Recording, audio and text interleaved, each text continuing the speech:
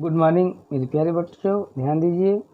हम अब आप लोगों को कक्षा 11th की केमिस्ट्री का, ठीक ना, टॉपिक रदरफोर्ड का प्रकीर्णन प्रयोग मीन्स नाभिक की खोज के बारे में जो है कि बता रहे हैं, ठीक है ना। तो इसके मुख्य बिंदु निम्न हैं। रदरफोर्ड ने अल्फा कणों की बमबारी स्वर्ण धातु की पतली पन्नी पर किया, ठीक है ना, और उससे उत्पन्न जो है कि परिणामों को उन्होंने प्रस्तुत किया।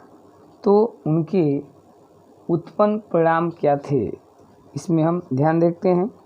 तो जब उन्होंने अल्फा कणों की बमबारी किया इस पर स्वर्ण धातु की पतली कन्नी पर, तो निम्न परिणाम प्रस्तुत हुए। क्या हुए परिणाम उसमें भी?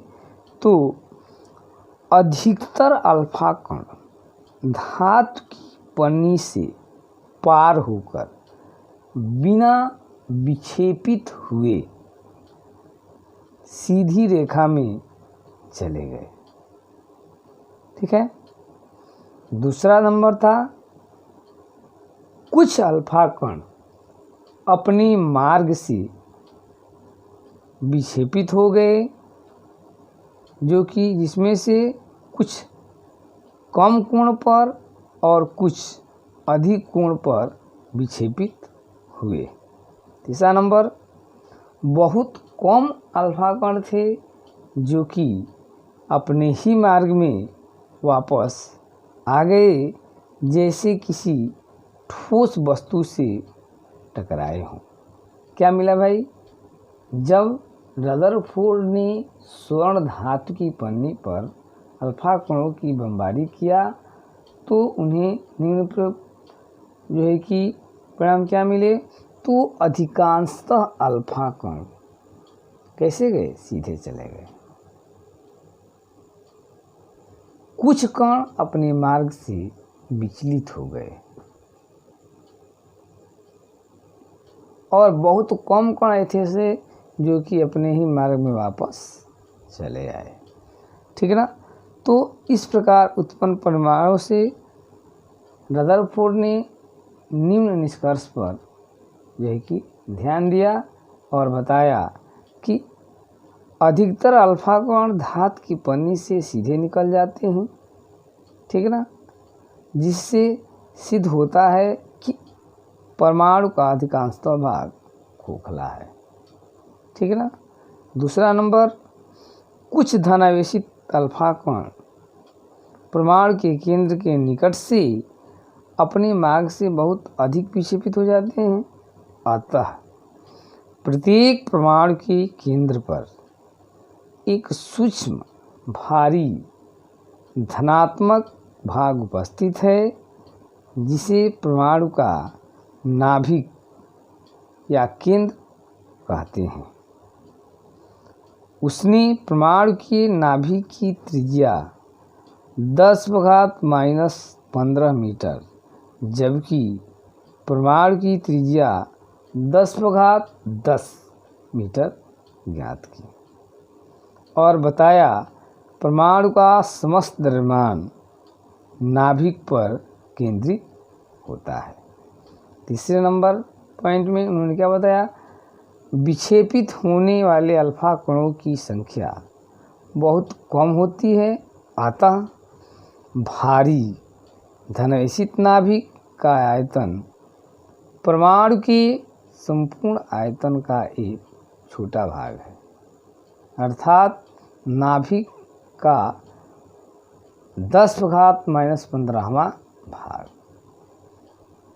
चौथे नंबर पॉइंट में उन्होंने बताया कि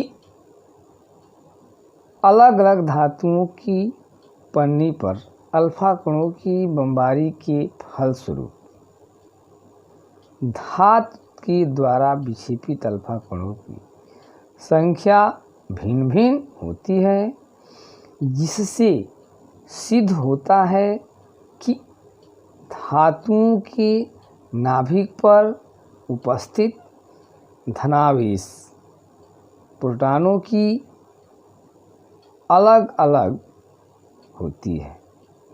नाभिक के धातुओं के नाभिक पर उपस्थित धनावेश भी अलग अलग होते हैं।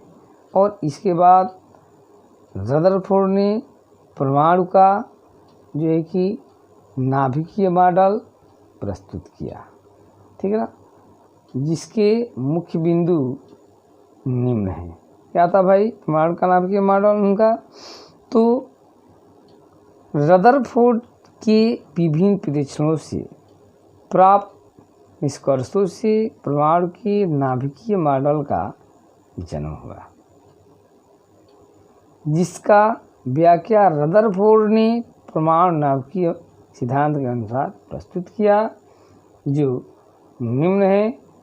पहला, परमाणु अति सूक्ष्म गोलाकार विद्युत उदासीन कण होता है। पहला नंबर क्या है? परमाणु अति सूक्ष्म गोलाकार विद्युत उदासीन कण होता है। यह धनावेशित नाभिक के चारों ओर विशाल त्रिविमीय अवकाश में गतिशील इलेक्ट्रॉनों का एक समूह होता है। कहता है कह रहा है कि परमाणु अति सूक्ष्म गोलाकार विद्युत उदासीन कण है।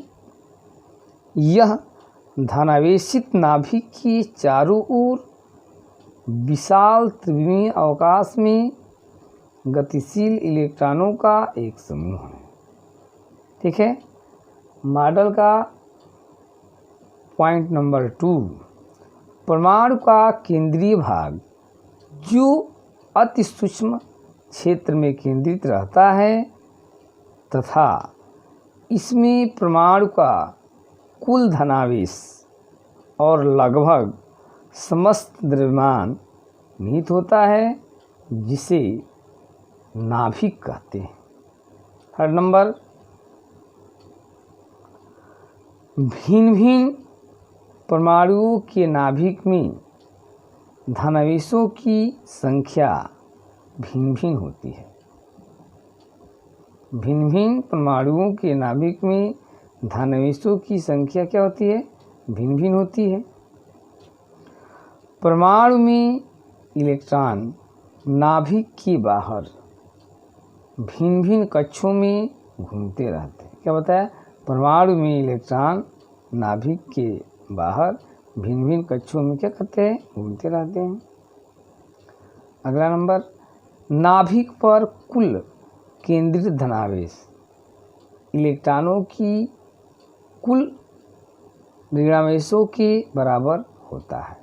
कहा कि नाभिक पर कुल केंद्रित धनावेश इलेक्ट्रॉनों के कुल ऋणावेशों के बराबर होता है, जिससे यह माना जाता है कि परमाणु विद्युत रूप से उदासीन होता है। अगला नंबर, नाभिक का आकार परमाणु के आकार की तुलना में बहुत कम होता है। ठीक है। इस प्रकार प्रस्तुत मॉडल में इलेक्ट्रॉन नाभिक के चारों ओर उसी प्रकार घूमता है जिस प्रकार सूर्य के चारों ओर ग्रह घूमते हैं। ठीक है ना। इसी कारण इलेक्ट्रॉन को ग्रही इलेक्ट्रॉन भी कहा जाता है तथा परमाणु के इस मॉडल को ग्रही मॉडल भी कहते हैं। इलेक्ट्रॉन तीव्र गति से भ्रमण करते रहते हैं और नाभिक में नहीं गिरते, क्योंकि इलेक्ट्रॉनों के परिक्रमण से उत्पन्न अपकेंद्र बल सेंट्रीफ्यूगल फोर्स नाभिक के स्थिर विद्युत आकर्षण बल को संतुलित करता है। ठीक है ना। तो इस प्रकार से उन्होंने परमाणु का नाभिकीय मॉडल प्रस्तुत किया, लेकिन फिर भी रदरफोर्ड के परमाणु मॉडल की भी कुछ सीमाएं थी। क्या थी भाई? तो सीमाएं थी, पहला नंबर ये था उनकी सीमा में कि रदरफोर्ड के परमाणु मॉडल के अनुसार इलेक्ट्रॉन नाभिक की चारों ओर विभिन्न कक्षाओं में तीव्र गति से चक्कर लगाता है ना। क्लार्क मैक्सवेल ने धनावेशित बताया कि विद्युत चुंबकीय सिद्धांत के अनुसार, क्या बताया उन्होंने? क्लार्क मैक्सवेल ने बताया कि विद्युत चुंबकीय के सिद्धांत के अनुसार ऋण आवेशित इलेक्ट्रॉन को धन आवेशित नाभिक के चारों ओर चक्कर लगाने के कारण उसकी ऊर्जा धीरे धीरे प्रकाश विकिरण के रूप में उत्सर्जित होने लगेगी, जिससे उसकी ऊर्जा धीरे धीरे नष्ट हो जाएगी और अंत में इलेक्ट्रॉन नाभिक में गिर जाएगा, जिससे कि परमाणु का विनाश हो जाएगा। लेकिन ऐसा नहीं होता है। परमाणु एक स्थिर निकाय है। तो रदरफोर्ड का परमाणु मॉडल परमाणु के स्थिर होने की व्याख्या करने में असफल रहा।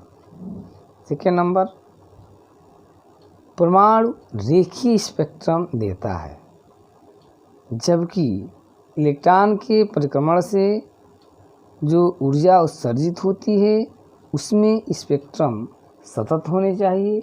लेकिन परमाणु का रेखीय स्पेक्ट्रम भिन्न भिन्न आवृत्ति के रेखाओं को प्रदान करता है, जिसकी व्याख्या करने में रदरफोर्ड का परमाणु मॉडल असफल रहा। इसलिए इस मॉडल को आउट करके नील्स बोर ने नया मॉडल प्रस्तुत किया, ठीक है ना, जिसको हम अगले वीडियो में प्रस्तुत करेंगे। तब तक के लिए थैंक्स।